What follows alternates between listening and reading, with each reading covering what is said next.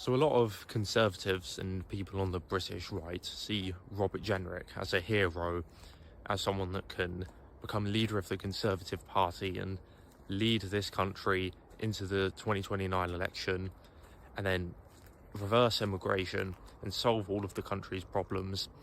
And I'm making this video because I'm not convinced that his dramatic conversion to Civnatism, or whatever you want to call it, is legitimate.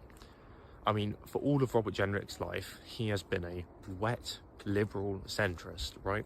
He's always been in the centrist David Cameron faction of the Conservative Party. He supported remaining in the European Union. He talks about Brexit now. He doesn't talk about the fact that he actually supported to remain. So when he says how, Britain's not taking advantage of the Brexit benefits, keep that in mind. And then suddenly in 2023, when he was Minister for Immigration, he dramatically turned into someone on the right of the Conservative Party. He started talking about deportations and so on, and I'm not convinced that this conversion is genuine. I think, if you remember back when Rishi Sunak was Prime Minister, everyone knew that the Conservatives were going to lose the 2024 election, and everyone who looked at the evidence would come to the conclusion that it was because the Conservatives were not right-wing enough, they weren't conservative enough. I mean, they were elected upon a manifesto that promised to reduce immigration when it was 200,000 at the time they were elected, and then it increased to 600,000, 700,000 or whatever. They were elected promising to reduce taxes. They raised taxes. They had a huge illegal immigration problem that for years they just couldn't deal with. So I think everyone could see the way that the country was going, and people saw that whilst Labour were going to win in the next election, and that on paper looks like a shift to the left, it was more because people were just fed up with the Conservatives rather than people endorsing Labour's manifesto. And I think Robert Jenrick saw this and realised that there's an opportunity here for him. I think he realised that he could become leader after the 2024 election, and he knew that the next leader of the Conservative Party would be someone on the right, so they could go after the Reform vote and the Conservative vote that chose to not vote in 2024. Now, obviously, Robert Jenrick didn't win in 2024 in the leadership election, but the point still stands, right? I think he saw the way that the party was going. And look, one of the benefits of Robert Jenrick's conversion, whether it's legitimate or not, is that there has been a shift in the Overton window because he's talking about things that other politicians would just be too scared to talk about. He's talking about how we have immigrants coming from medieval cultures. He mentioned that in Barking and Dagenham, the white British population dropped by like 50% in 10 years or whatever. Now, unfortunately, when he was pressed on it, he said that, it's just the pace of change that matters. Well, no, it isn't the pace of change, it's the change. We don't want native British people to be a minority in any part of the country. But he still brought up the ethnic demography of certain parts of the country. You know, he mentioned that certain schools are majority of a certain foreign ethnic group. So he is pushing that Overton window. The question is whether or not it's legitimate. And I'm not convinced that he's in his 40s now, how he can just within the space of a few months just suddenly go from the centrist to someone further to the right of Reform and Nigel Farage, because that's what he is now. Even Nigel Farage said that he's to the left of Jenrick, or he will be to the left of Jenrick in a few years. And something else that's interesting is that Robert Jenrick is going to meet JD Vance when JD Vance comes on holiday to Britain. Now, this could just mean nothing, but you know, JD Vance chose to not meet Kemi Badenoch or Nigel Farage. He's choosing to meet Robert Jenrick. Now, JD Vance and Robert Jenrick have something in common, which is that they both used to be centrists that thought that their party should remain moderate.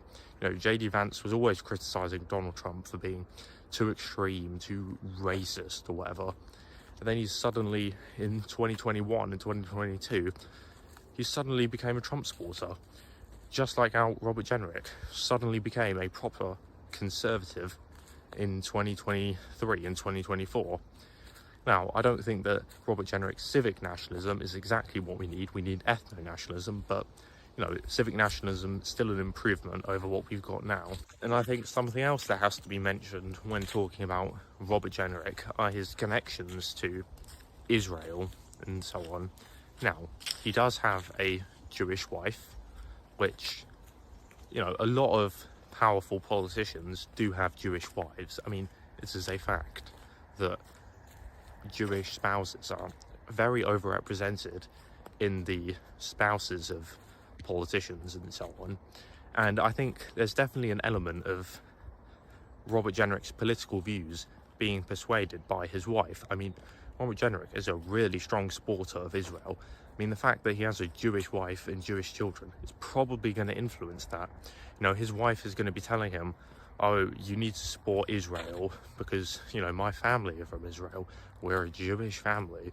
And, you know, men don't want to upset their wives, so he's probably going to go along with it.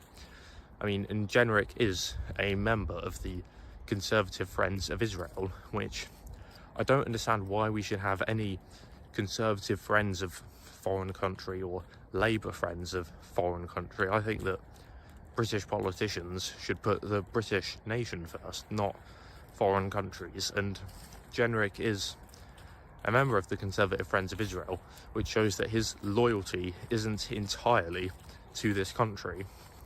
I mean, people on the right, like Jenrick, talk about nationalism, talk about putting their own country first, but then they're really strong supporters of Israel. I mean, I think Jenrick said that he would move the embassy to Jerusalem, which, I mean, what benefit does that actually bring to Britain? I mean, it's just going to worsen relations with Arab countries for what?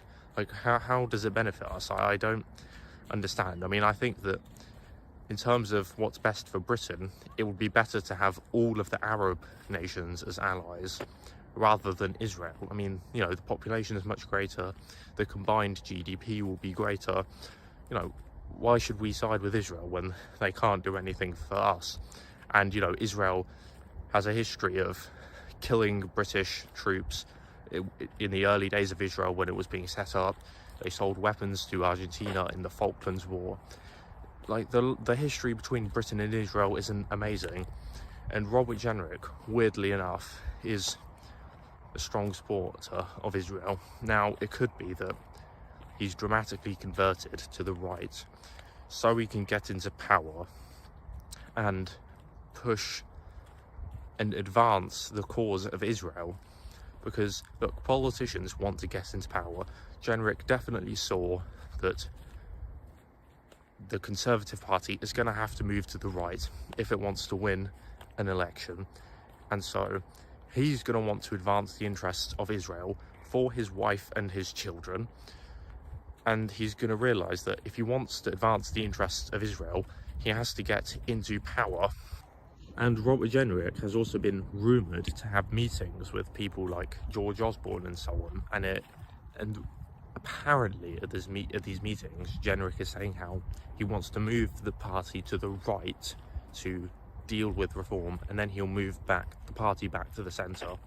Now, if he does become leader of the Conservatives, there's two things that we need to look out for. The first is who is supporting him, because if people like David Cameron and so on are supporting him, then that is a sign that he's made promises, which is that he wants to temporarily move the party to the right to deal with reform and then go back to the centre. The second thing we need to look out for is when he does become leader, does he actually change any of the MPs? Does he remove Rishi Sunak and Jeremy Hunt from the party? Because if he becomes leader, he can talk about immigration and deportations all he wants, but as long as the stock of MPs remains the same, he can put forward bills to leave the ECHR, but he's not going to get it through. There won't be any point in him saying let's leave the ECHR in his manifesto at the next election, because as long as the MPs of the Conservative Party remain the same, it will just get voted down. So that's what we need to look out for. Now, to summarise, I don't think Robert Jenrick's conversion to civic nationalism is legitimate. I think this is because it was just way too quick. I don't see how you can go from a centrist to a civ-nat in just like 6 months or whatever, especially at his age. I think he saw the way that the country was going, in that it wanted a more right-wing politician, and Robert Jenrick has a history of putting Israel before Britain, and I think he realised that if he wants to get into power and put Israel first, then he's going to have to pretend to put Britain first, and as that will help him get into power. Now, if you've enjoyed this video, then please leave a like, subscribe to the channel, follow me on X at Liam__GB, and I'll see you in the next one. Bye.